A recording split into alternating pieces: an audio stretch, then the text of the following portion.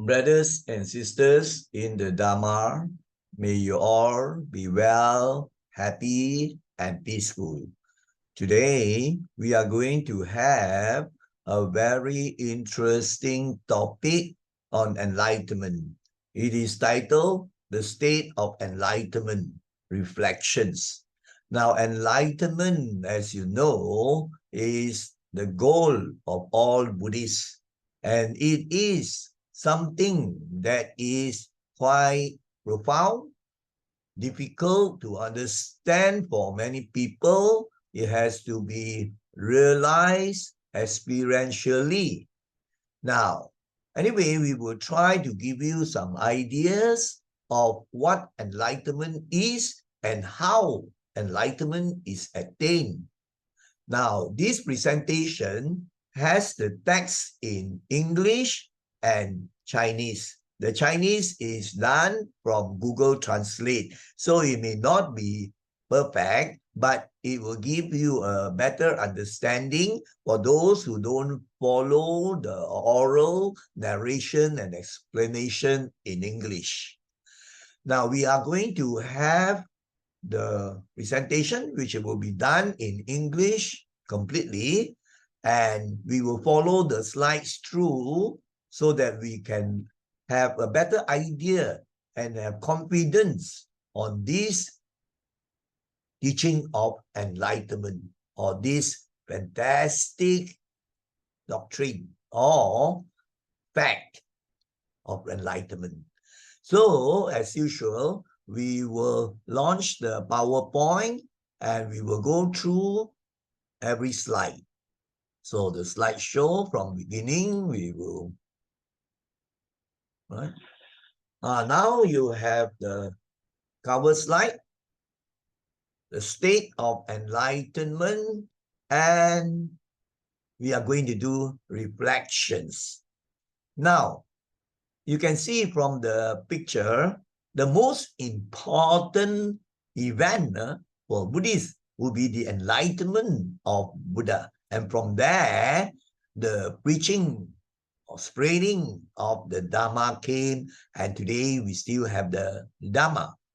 Now, these two are just showing meditation by various people, both the monastics, which means the monks and nuns, and also ordinary people who are seeking for enlightenment. All right. So that is this beautiful, right, picture animated of the Buddha's enlightenment. And in most pictures, you will see that the enlightened being has a halo, a very, very beautiful halo around the head. And this happens also in Christianity. I remember Jesus and the saints, many pictures also show the halos around. But in Buddhism, this actually connotes the state of enlightenment. Now, before I start, I want to tell you something very interesting about this issue of enlightenment. Many, many years ago, I had this student who was one of the brightest I had taught.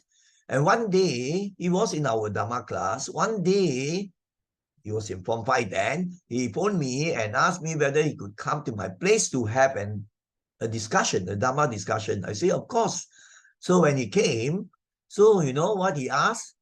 He asked something which I never encountered before in the years of Dhamma Dutta and Dhamma learning. He said, Brother O, if I were to ask you something, would you get angry or be insulted? I said, no, of course not. We follow the Kalama Sutta, what the Buddha taught on the Charter of Free Inquiry. And that is what we welcome. Then he said, Brother, how do you know there is this thing of enlightenment? And how do you know that the Buddha was enlightened? How do you know there is this enlightened state? Wow, that was a very challenging question. I knew I could not just refer to the scriptures, the texts, or other books and say that, well, these are written in the holy books, and then the other books of people who have practiced all the book work. Because he would straight away say, how do you know what they have written is true? Right? So I knew that I had to steer away from that line of reasoning. So I gave him an analogy. I say, You are a smart science student. You have studied about real gases and ideal gases. That is in physics and chemistry. I say ideal gases follow the ideal gas law of PV equals nRT, whereas all real gases deviate from this ideality, deviate from the ideal gas equation. He was wondering what I was driving at. Then I say, now look at the situation. You have four people looking at a happening which is quite a tragedy. Maybe, a terrible fire or, an earthquake or many other tragedies. Are all the four minds having the same experiences? I asked him. He said, no, definitely. Yeah, I say one will be in great suffering. He will be lamenting. Maybe his house got, sucked into the earthquake ground already, right? So he was lamenting, crying, and heartbroken, and, like losing the will to live, wanting to commit suicide. The second one was suffering also. He just cried, but not as terrible as the first one. His mind state was a bit better lah. The first one actually could commit suicide also. Now, the third one, then he became very, very analytical and say, you all want to understand this enlightenment. The book say like this and that. He was just an intellectual person. But the fourth one was very peaceful, right? He was very calm and his disposition was full of serenity. His mind was fantastic. You could say a perfect mind. Equanimity, not shaken at all. And all questions directed at him, he could still speak very, very clearly, wisely, calmly. Now, the fourth one is the Buddha. So, from here, you see that our minds can be different. Why is it that the fourth person has a better mind? That is the enlightened state, or you can say the closest to enlightened state. So if you go to the peak, then you get the ideal gas, right? So it is the peak of our human development where we become enlightened. Then he said, well, that makes sense. He was quite happy. He said, I will try to find out more about the Dharma. So that is to introduce this morning's Dharma discussion of the state of enlightenment reflections. So now let us go on to slide number 2.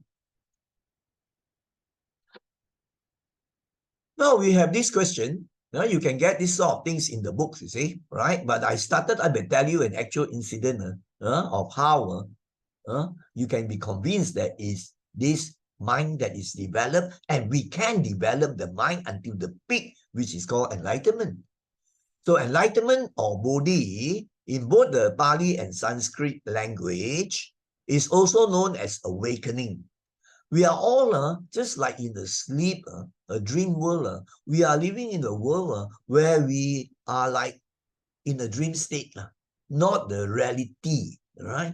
So enlightenment is awakening. Awakening to what? We have gone out of our sleep in the dream state already, not the usual sleep, but life itself. It is being awakened to the true nature of things. What nature really is. What are the things what are things as they truly are, not as what you have learned, what you have been conditioned to believe, what you have been brainwashed, and all those stuff that makes your mind all muddled and not clear, not seeing the true state of things, not understanding nature and its laws as they are. So this is the awakening to the true nature of all things, which means to be free from all ignorance, right? And also of delusion, wrong views, wrong beliefs, and this will lead to the mental poisons. Then you have craving, you want this, want that, because you don't have the right view. So this ignorance and delusion, not seeing and understanding things as they truly are, lead to suffering or dukkha. That is this explanation. And this is the Buddhist symbol of enlightenment. This is a beautiful drawing, right? And of course, this is the Buddha's enlightenment, and you have another picture. So this is the very short, concise answer to what is enlightenment, right? It's the goal of all Buddhists. the ultimate goal. And enlightenment, we will see further other important points. And then, of course, most important, how do we practice it? Now, let us go on to slide number 3.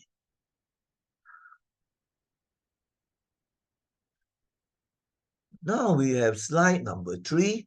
We have a look at one aspect or one part of the Buddha's life that led to enlightenment. I have actually done more than 6 or 7 hours of life of Buddha Gautama, all done, but the posting still going on until I think post 4 or 5. It's supposed to be for Sunday school and young people, but actually all can view it because that's very basic Buddhism on life of Buddha Gautama. So there were actually slides on enlightenment, but we start at this point. After the great renunciation at 29, I think if you know something about the life history of Buddha, after seeing the 4 sights, he saw an old man, a sick man, and then a dead man, the corpse, and then he saw a very cultivated monk, so serene. So that stirred in him the mind to want to search for the truth. Actually, he had lived under the last Buddha Kassapa, where he already learned some Dharma and reached perhaps the first or second stage of sainthood already. So now in the life of Siddhartha, these thoughts came back. So the 4 sights trigger him to renounce, to leave his wealth, all the things he's great, or you can call it palace or mansion, and then he became a spiritual seeker. It was not Buddhism that time, it was, the Hindu religion or Brahminism. So there were actually Jainism and other, religious groups during that time.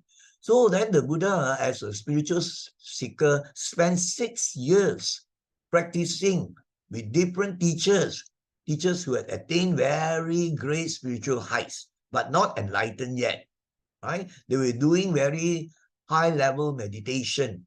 So he thought that one method was to practice asceticism, subjecting himself to extreme austerities, to torture his body, to get the body into very, very difficult states, to endure the pain, because during that time, there were these religious groups, Brahminism and Jainism, all this, they had this idea that if you want to become enlightened, then you have to endure all suffering before you get the ultimate happiness and peace. But then after trying all these things, he found that was not the method. He had learned what we call samatha meditation from the religious teachers and reached very high levels, being able to have the psychic powers, and then also could concentrate until the mind become very tranquil and serene and all the stuff. But still, he did not get the wisdom of enlightenment. All right. Then he realized that he nearly died, because of the practice of asceticism, torturing the bodies and living very, very austere life, surviving on just so little food a day, He knew that these things like that, when the body in great pain like that, would not get the mind to be enlightened, to be free from all suffering or dukkha. So that was this very important part in the life of the Buddha. So now let us go on to slide number 4. Now, slide number 4, the Buddha's enlightenment, just to trace briefly. Then, Siddhartha, after, nearly, dying from the practice of asceticism, he sat down to think, and then he remembered an incident. It was a plow festival, which we also discussed in earlier postings, that an experience he had as a boy, The time probably he was 7 years old. Some books would say he was 10. But anyway, he was just a boy, and never learned anything about Dharma at all in the present life. But very strange. So in one of the plow festivals, he was not very interested in all those entertainment things and mundane, worldly affairs. He went to sit under a jambu tree, And somehow or other, he could go into very deep meditative states. He acquired until the first jhanas, right? So the mind became clearer and more happy and a very, very unique sort of experience. Then he became convinced already that this is the same kind of meditative state higher than this that might be able to lead him to the way to be free from suffering, to enlightenment. So there was a very, very interesting account in the life of the Buddha, right? He had this experience. And if you read the scriptures, they will tell you that, because in previous lives, he had been a disciple, a monk of the previous Buddha called the Buddha Kassapa. And he had learned all those things. And what you learn in your mind is stored up in the depth of your, you can call it subconscious, unconscious, or whatever, all psychological terms, in the depths of your mind, And these things, under certain conditions, will come out. You can experience this in your life if you think of it. So now let us go on to slide number 5 now, right? Slide number 5. So what is slide number 5 now? It's the Buddha's enlightenment continuation. All right, slide number 5. 3, enlightenment, third part. Now, so then, I think if you follow the life history of the Buddha, that the next thing very important is the enlightenment stage, right? So he wandered into Buddha Gaya and then sat down under the Bodhi tree. And he made that vow and determination, that very strong mind that he would not get up from his sitting position until he attained enlightenment. Such was the strong determination. And then in the night, the night divided into 3 periods called the 3 watches of the night. The first watch of the night is from 6 p.m. to 10 p.m. The second one is from 10 to 2 a.m. And then the third one, 2 a.m. to 6 a.m. So these 3 stages of the so-called night are the 3 watches. So at the first stage, because of his deep meditation, the mind became very clear and he could see all his previous lives. He gained knowledge. And today, of course, also you have people who are in deep meditation who could see the previous lives. But now there is a hypnosis tool where people can regress you, bring you back into your previous life to solve a problem. I think you have heard of PLR, past life regression. I've met, Dr. Selena, who give me very, very good information and knowledge of what is being done in PLR. So very, very interesting if you want to pursue the subject. And the second watch of the night, that is from 10 p.m. to 2 a.m., he saw how beings came to life. That means how beings were born, and then how they grew old, and then die, and then got reborn according to their karma. That is a very important realization, which if you want to test out, you go into deep meditation and you can realize it for yourself. As many later on, the cultivated monks and also, of course, his early disciples could see this. So this was the second thing that he realized or he saw for himself. And the third thing, the most important thing, he saw and realized the 4 Noble Truths. That's the most important teaching in Buddhism. The 4 Noble Truths summarized. First Noble Truth is the fact of suffering or dukkha. As long as you are born into samsara, the conditioned world of birth, death, and then rebirth, and on and on. Then the important thing is the second Noble Truth. What is the cause of dukkha? And then the cessation of dukkha. That means dukkha can end. And then, very important, the most important thing in the way, the Buddha gave the path, the way where you can end dukkha. So actually, it's not true when people say Buddhism is pessimistic, always talking about suffering or dukkha. It is not. It tells you why there is this dukkha, why you have problems, why you have conflicts, why you have trouble. These are facts of life. But it's not pessimistic because the Buddha analyzed it and showed the cause. And then the beautiful thing, he said that there can be an end to all this, and he showed the way. So that is the most optimistic and the most realistic thing you can have to me, right? So a lot of people, they don't probe into the Dharma or the teachings, then they have misunderstanding. So this is slide number 5 on the Buddha's enlightenment. Briefly, in order to go into this topic with greater clarity. Now we go on to slide number 6, which is the Buddha's enlightenment, part 4. Right? After his enlightenment, I'm summarizing it. The Buddha spent the next 45 years of his life, What did he do? His ministry of 45 years was fantastic. I don't think there was any spiritual teacher that spent so much time to spread the Dharma. So in the 45 years, he shared the path of practice. And this part of practice is, as you know, the Noble Eightfold Path. And this is the path that leads to awakening, that leads to what we call enlightenment awakening. And I explained already what awakening or enlightenment is. And what was the objective? He had this perfect compassion so that other people, other beings could work to attain the same state of enlightenment, awakening, and be free from suffering and samsara, the cyclic existence of birth, death, sickness, old age, suffering. It goes on and on for incredibly long period of time until you walk the path and attain the goal of enlightenment, as the Buddha himself had attained.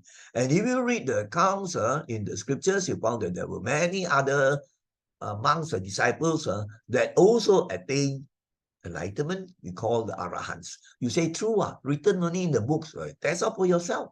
And you can see the change in your mind, the development, right, or progressing. You might not one shot get the enlightened state.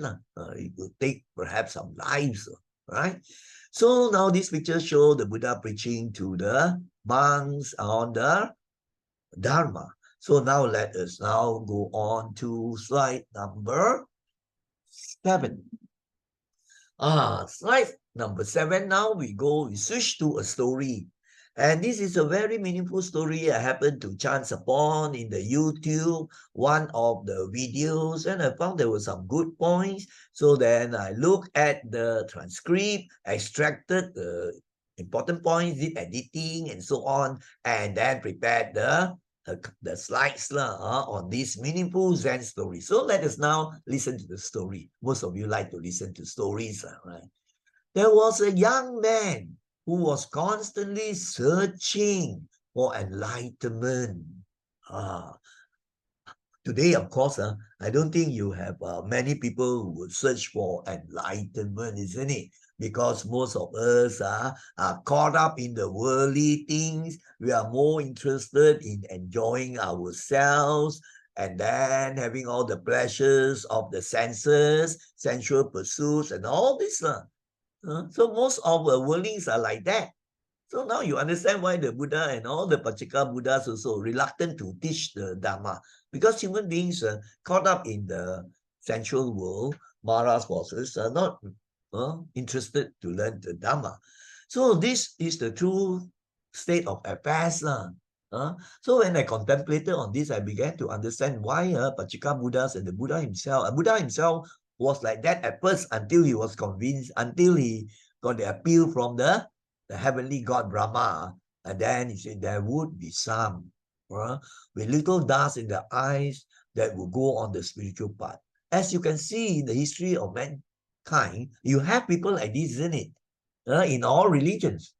Right? Or in Buddhism, Hinduism, we have so many, cultivated yogis, mystics. In America, also you have some of those. And then also even in Islam, you have the Sufis, Christianity, because Jesus was one fantastic example of a person with great spiritual realization. All religions you have, so but this constitutes a very, very small percentage. So this story goes to say that there was this young man, ordinary man, a layman, and he was one of those few in the world constantly searching for enlightenment. If you read on the life history of our local monks like the late Bante Dhammabuddho or even Bante Agachita. So they were also like that lah. So when they were young, so somehow or other, they kept on searching for the truth of what life is, of how we can get at the truth, how to become enlightened, all those things. And then they preached and did fantastic work, right? Bhikkhu Bodhi, many you can Google Achancha and his disciples, But of course, this constitutes a very small percentage of the total number in the world. So then this man was like that. He traveled far and wide to meet with wise teachers. As today also you have some too busy running around all over to search for so-called very cultivated monks, right? There's a limit. Now, if you spend your time just running here and there, everything, searching from one monk to another, attending one meditation retreat until the next one, but actually you don't get at the core of the practice, then you find enlightenment is quite very, very far away. And then there will be the intellectual Buddhists that will read one book after another. I had friends like that. They would be like the walking encyclopedias in Buddhism. So they would maybe get A's or even get a degree in Buddhism. So they would read many, many books and no practice, no true actual practice of what the Buddha taught. And there will be some, they do learn from teachers and they would read many books and then they would go and search for various teachers and then they practice spiritual parts. But we need to investigate to ensure that you don't fall into the wrong way. There are teachers now who claim themselves to be enlightened. They claim themselves even to be very, very cultivated Buddhist monks and so on and so on. So we cannot just believe hook, line, and sinker. We have to investigate using the Kalama Sutta or the Charter of Free Inquiries. I posted on that. How do we investigate? So we find many have gone the path also. India during that time also there were truth seekers that did very, very funny and foolish things. They would sleep on beds of nails and then they would torture their bodies.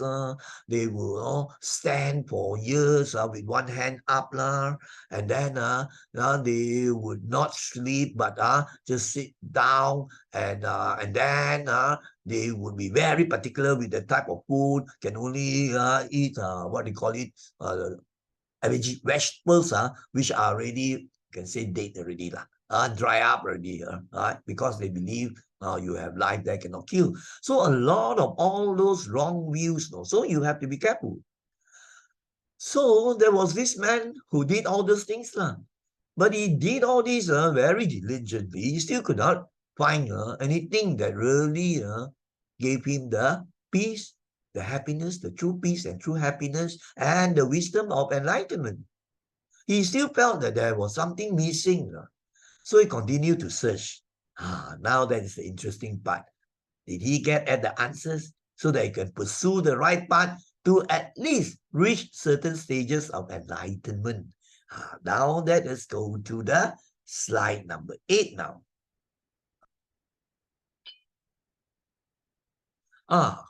In this slide number 8, which is now the part 2 of the meaningful Zen story that pertains to enlightenment, our topic. We are doing reflections, you see. So I incorporated this story into this presentation. So as I told you, the young man began to search fervently, very ardently, sincerely, practice also, read a lot of books. As today also we have some, maybe not seeking so hard as that, but reading a lot of books, going to see many, many monks all over, right? And then later part in the life, convert to another religion. They are Buddhists, As Ajahn Dhammabuddha also mentioned, and I knew of that case of one lady in the meditation center, right? And this lady, educated, you will learning from one meditation teacher, and then also help to teach others, and she will be meditating. Then when she was about near 50, the time she was maybe late 20s or 30 something, right? Then when she was in the late 50s and so on, she converted to another religion, really, a theistic religion, not Buddhism anymore. So that's because you do not have the right approach. You have the wrong views. And today we have this happening also. I've seen enough in our association also.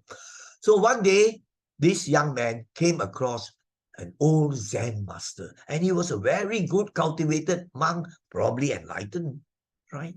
And he was just sitting by the side of the road.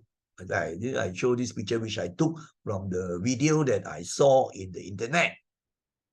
Then the young man asked the master, how can I find enlightenment? Probably he explained how he had been searching, reading, right, going from one teacher to another. And the Zen master gave a very, very good, profound answer. That's why I put this into this presentation of reflections of enlightenment, because there are very great, good pointers that are in line with the Buddha's teaching that will help you on the path to enlightenment. So the Buddha gave the methods, and this particular monk, of course, followed the core, the true things, and he realized many, many things, probably became enlightened. So the Buddha gave fantastic teachings on the way to enlightenment. So, but many people could not grasp the thing. They went off the path and would practice a lot of rituals and all those things which were not taught by the Buddha, actually, came later. So the master, the Zen master, replied to the young man's question. He said, enlightenment is like the sun. It is always shining, but sometimes clouds get in the way and we cannot see it. Means we cannot see the sun. If you want to see the sun, you must first learn to clear away the clouds. Now, you find that this is a very profound answer.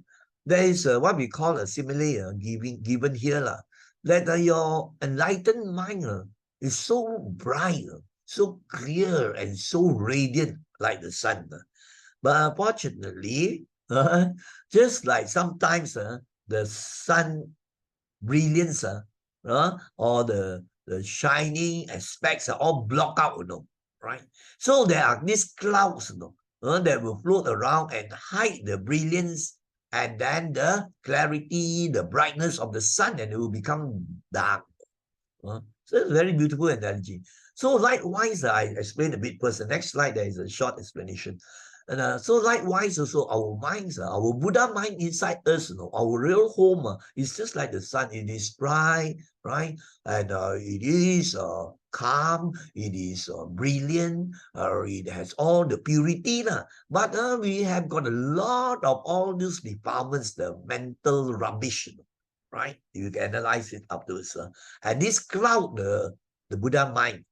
And because of these mental defilements that cloud the Buddha mind, then you find, we call that the Mara, right? The Satan.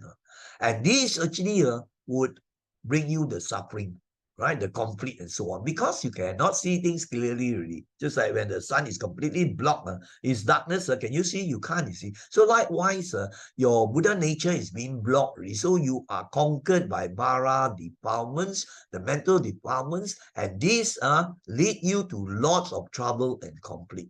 So the master said that if you want to see the sun, which means if you want to go back into the enlightened, pure mind, which is your real home at your mind, the depth of your mind, then you must learn how to clear away the clouds.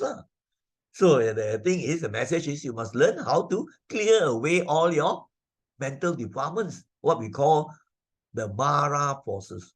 Satanic forces are not really people, really. People talk about Satan's as devils and all this come and catch out you. All these are stories, but actually only the mental defilements, the kilesas in Pali.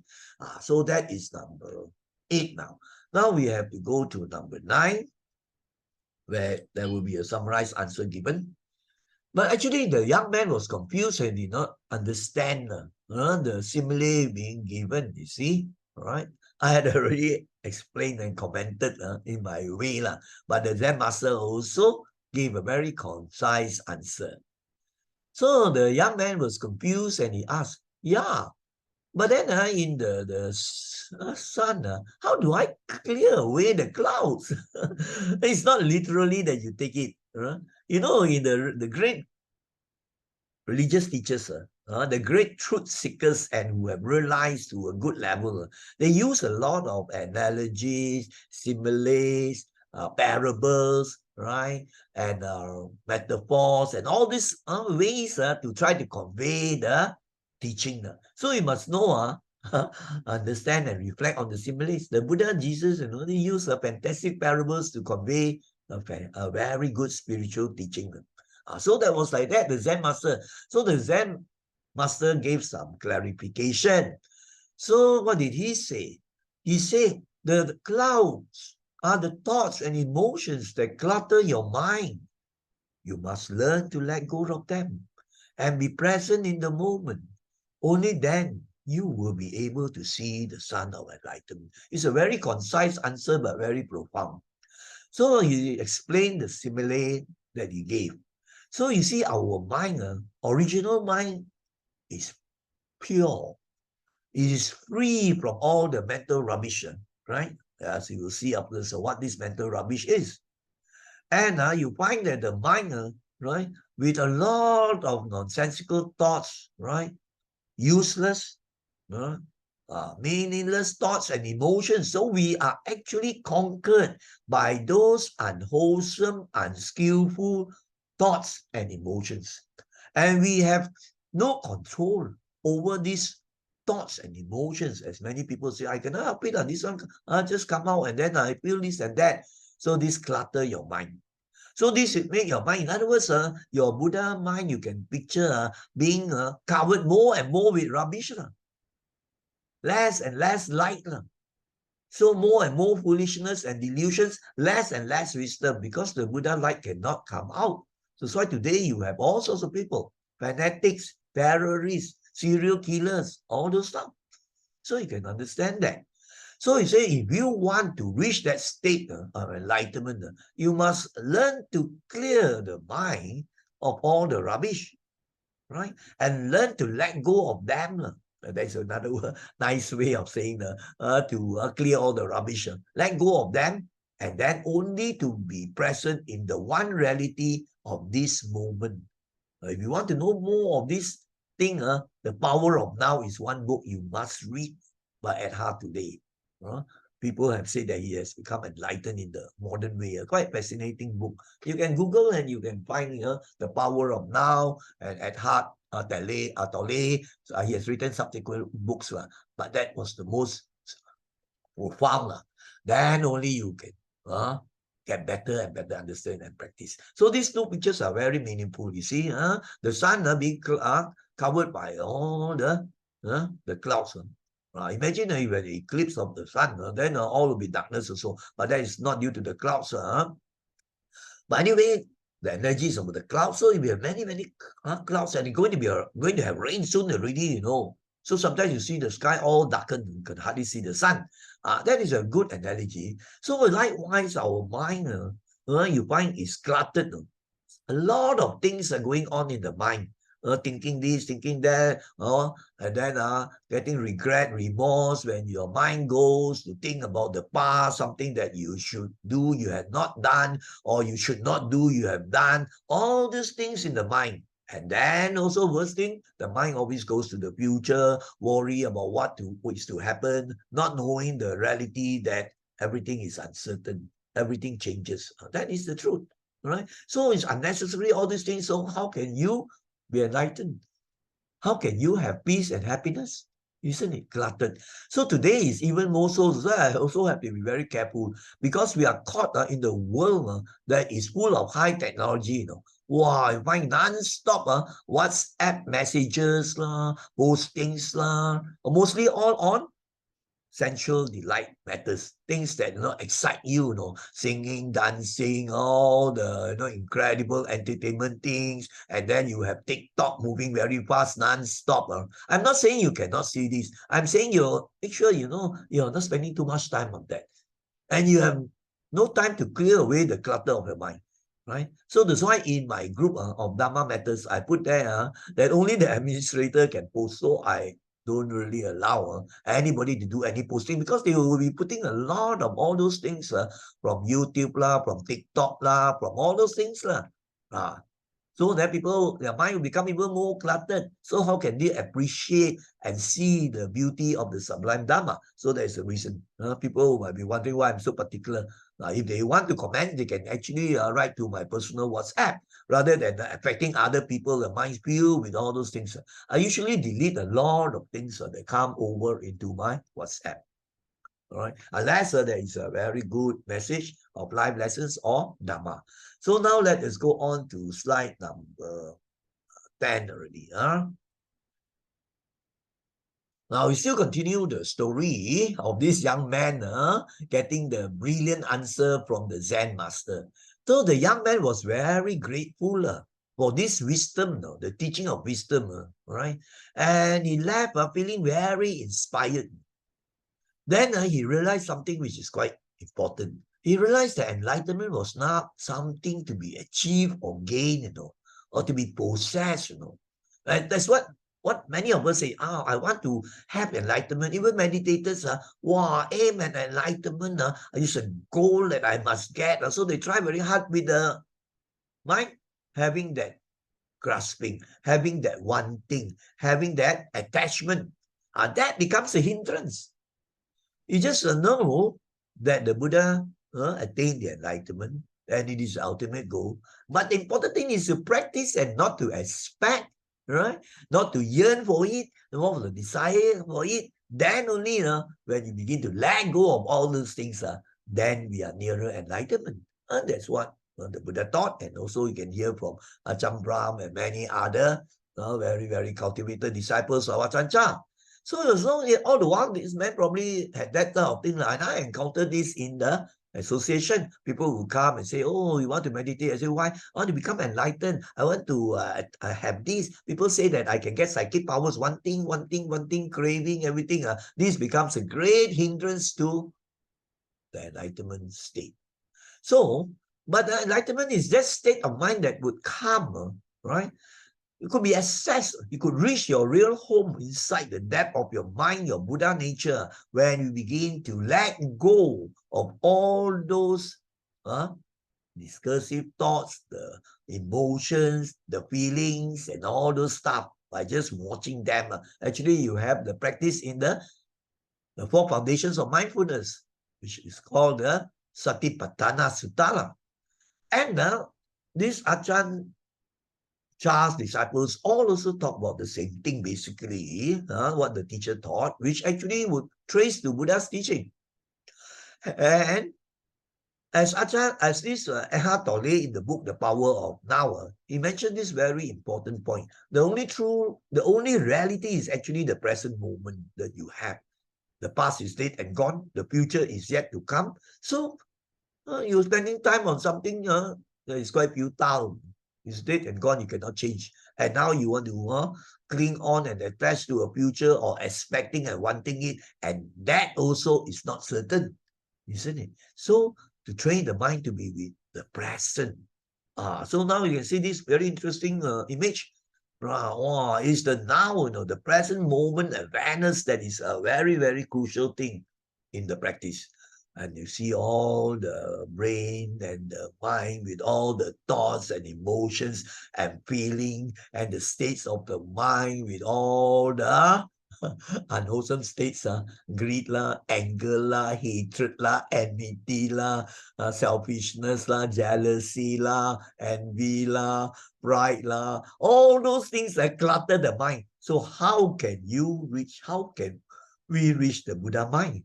So that is a very, very important message. That's why I incorporated this Zen story into this presentation, which is of great importance. So now we are going to slide number 11 now. So that is this continuation of the Zen story. Now let us go on to number 11 now. This is 11. 11 is just also a continuation of the meaningful Zen story told by the Zen master to the young man in search of truth.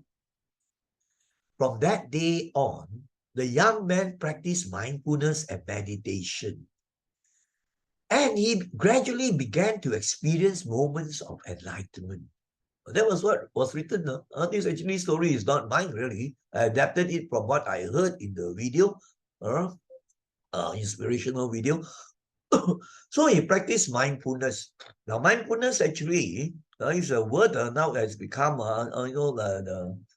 so popular word everywhere. You must have mindfulness and so on. You have the general mindfulness, which you should use in everyday life. You must be mindful, not forget this, not forget that. If you are not putting your mind to the present thing with attention, you may get accidents and so on. Everything we have to be mindful of. But actually, the original word of sati refers to remembering. Remembering, but in the Dhamma context, is remembering to do certain things, to remember to practice the sama sati. The right mindfulness is a different thing.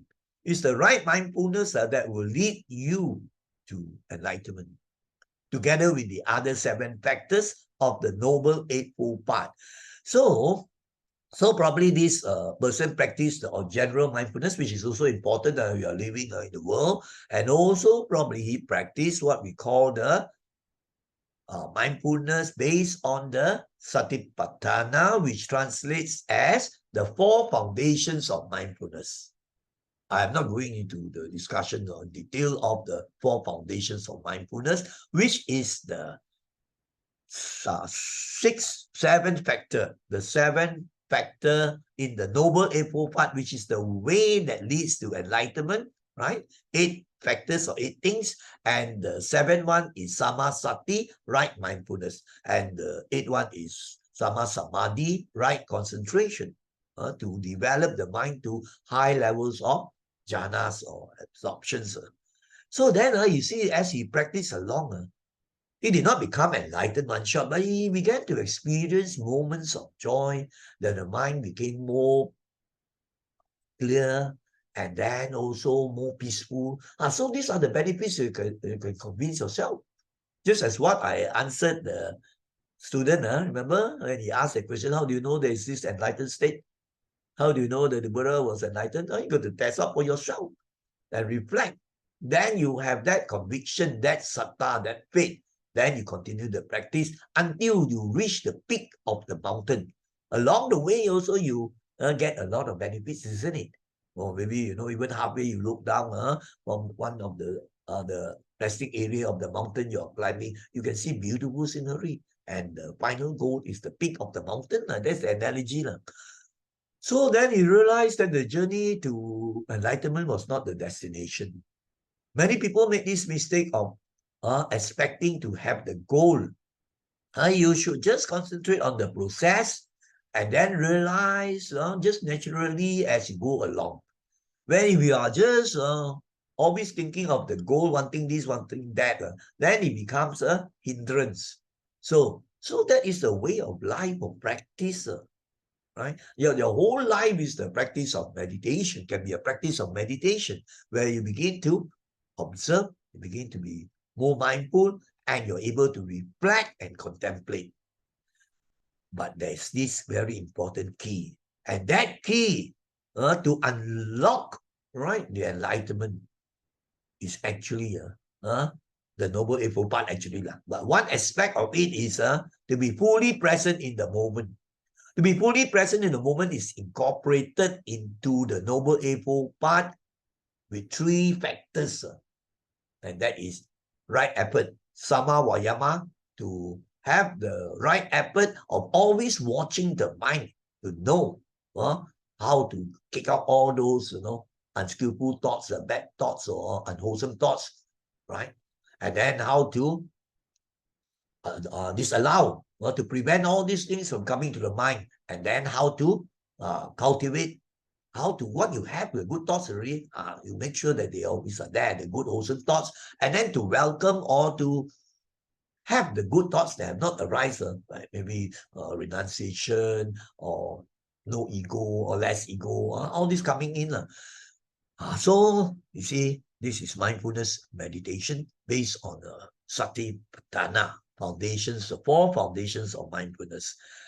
So that you can see that this fella is letting go. He's letting go of all the worldly things to be with the moment. And if he's practicing the anapanasati, the meditation on breath, he's just on the breath moment to moment. So you have a way, you see. Just now I was just telling you that it's this state of enlightenment, and now you're showing you the way, not I'm showing, the Buddha showed, and then subsequent great spiritual masters tested the thing and then realized it, and then they shared their experiences. So that is a way. So now let us go on to slide number 12 already. So you find I had to select quite meaningful pictures to put, so to give you an idea. So now we are actually here touching on the practice already. So that is the end of that story. Okay, this is a story, right? And people ask, hey, what happened to the man? Did he reach the first stage of sainthood? Story doesn't. So these people are more focused on the story. The story is just a story. Just like a movie made, right? It's just a story. But some people, I dare not see a horrible movie, right? Because they get involved, they think it's real, and they cannot be, what they call it, checking their emotions and thoughts to be under control. It's just a story, right? But then you find very interesting the movie. Actually, I know I'm also affected sometimes, but now less already. Then, but now I reflect on the Dhamma when I watch that very good movie, right? That it's just a story, right? And it can end in various ways. So why you speculate? But then you find it so well done. Wow, I find a sad story. Wow, you see the characters in the movie crying. The fellow also cries and cries. Or something very horrible. The fellow close the eyes. But yet want to see. So open the fingers a bit to peep. Very interesting. And then you find there are great jokes in certain very good movies. So you find the characters they're all laughing and laughing. And you also burst into laughter. So you find you are drawn into a make-believe world, right? That you are not really at all awakened, right? So when you are a little bit awakened, then you find you are at the grip of reality. You know things as they are. So the mind becomes more stable and more clear to contemplate and reflect and contemplate on very important issues of life. And then you know how to chart your destiny. So that is this slide number 11. Now let us go on to slide number 12.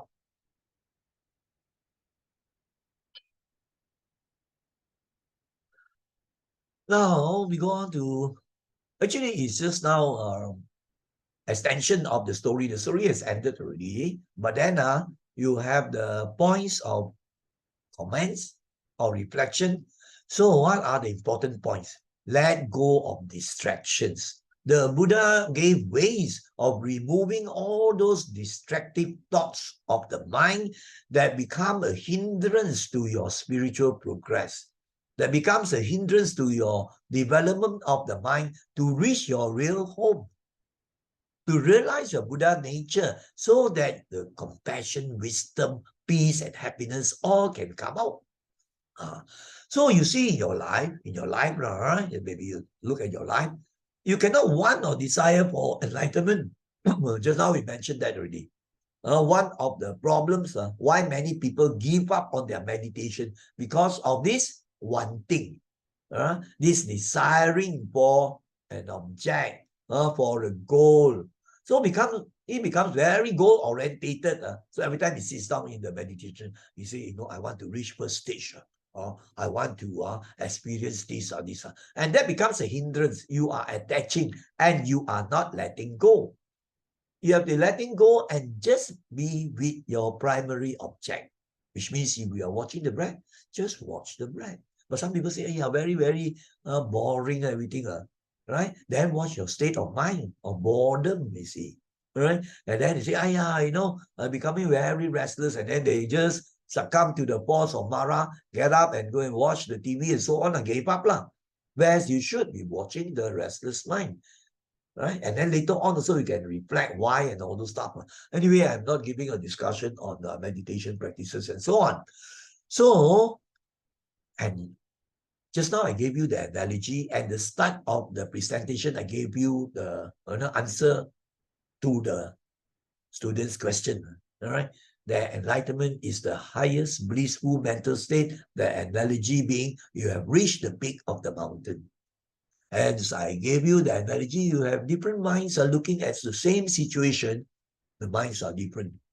Some are developed, very spiritual minds, so they can take the happenings and all the ups and downs, the 8 worldly conditions in a much, much better way, if not a perfect way.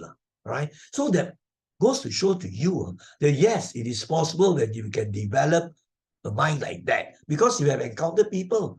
You know of people, I have seen some people fantastic. The minds are so great, and also the compassion, metta, and all this stuff, which means that we can cultivate the mind, and not just by praying for praying to this God, praying to that God for that thing. It's not that. You're praying, you're actually wanting to get things again, and that becomes a hindrance to the mind development. So you can say, as Ajahn Chah wrote in his book, The Real Home. Everyone has the real home there.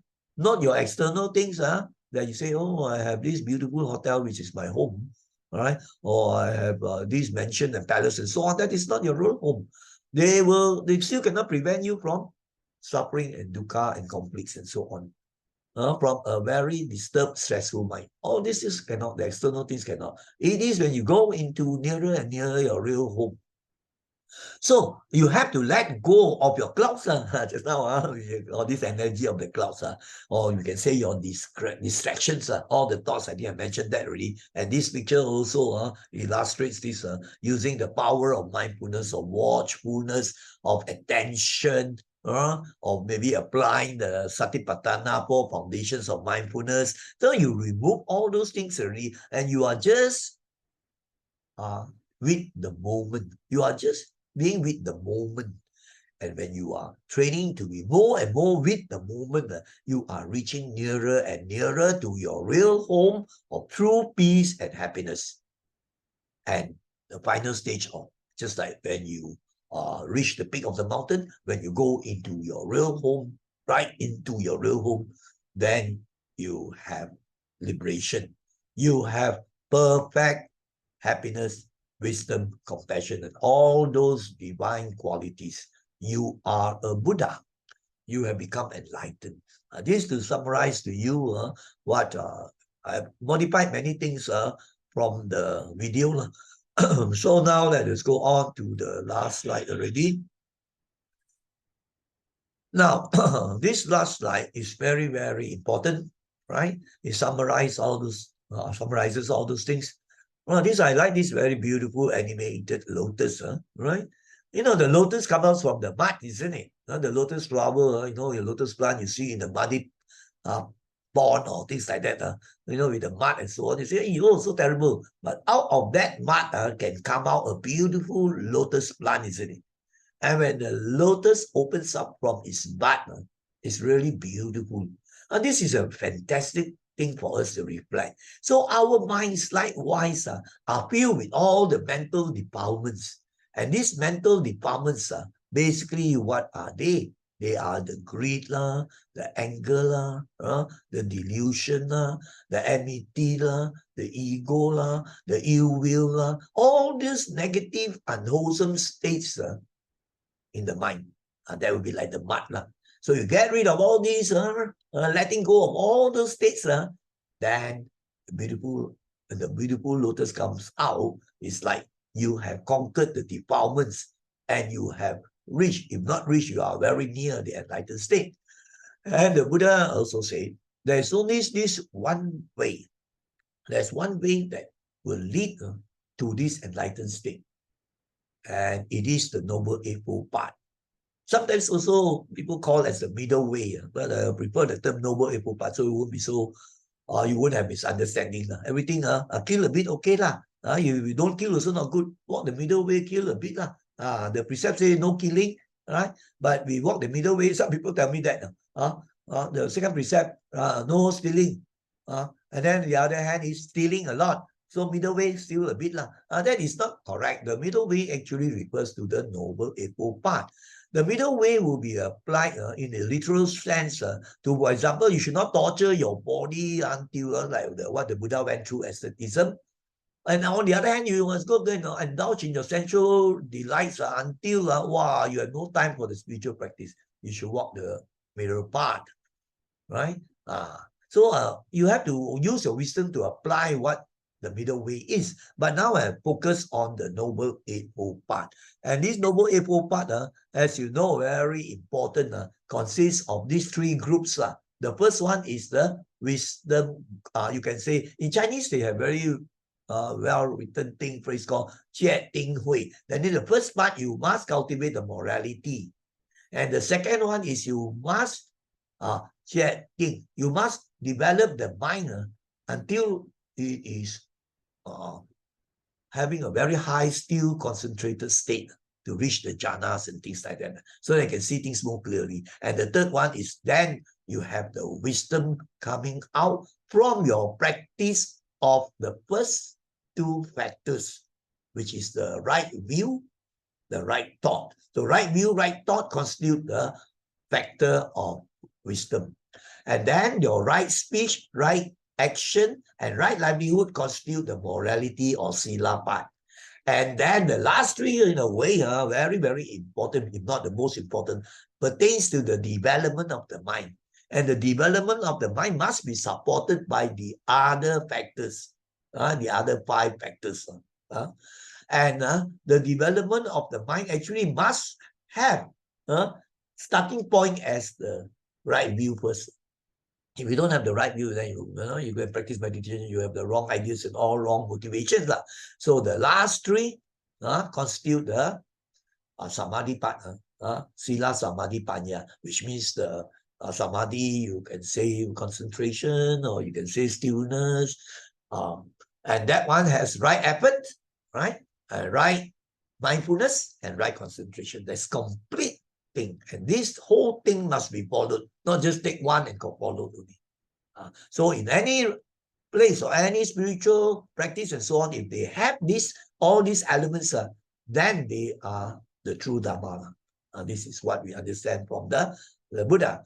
So now, before we say sadhu 3 times, so I just read what I wrote. When we walk diligently the Noble Eightfold Path, we will have happiness, peace, and wisdom in the heart. I use the couplet, it sounds nice. And the happiness, peace, and wisdom are perfect happiness, peace, and wisdom at the enlightenment state. Right? They are not like the ordinary things which change and which fall apart and then suffering comes. So in the enlightened state, it is unconditioned and it is complete and perfect. So may you all be well and happy. Right? So now, before we say sadhu 3 times, I would like to take this opportunity to thank all you brothers and sisters in the Dhamma and the youth members, particularly also, because they are the young ones, and when you practice from young, wow, the potential is really very great. The potentialities. And also all those who have watched this presentation, I would like to thank you and say sadhu to you for taking the time and putting in the effort, energy, and also being patient, mindful, and concentrated to follow this more than an hour presentation. Right? So sadhu to all of you. So now let us fold our palms and say sadhu 3 times. Sadhu, sadhu, sadhu.